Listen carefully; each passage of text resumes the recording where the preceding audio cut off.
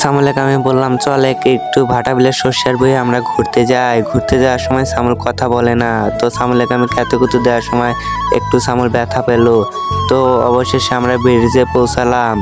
এবার ভাটার ওই পাশে আমাদের সর্ষে বই আছে, সর্ষে বইয়ে যাব। তো যাওয়ার জন্য আমরা হাঁটা রওনা দিলাম।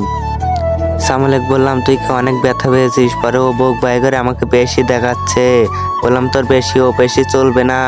অবশেষে আমরা চলে আসলাম শস্য বইয়ের কাছাকাছি। তো এখন আমরা শস্য বইয়ে ঢুকবো।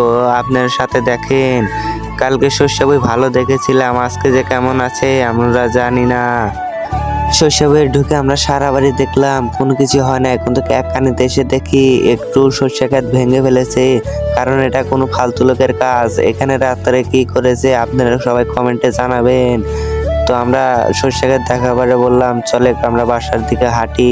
বললাম তুই তাড়াতাড়ি আয়, বাসায় যাব। তো বাড়ির দিকে আমরা হাঁটতে রাখলাম, সামনে আমার আগে আগে হাঁটছিল।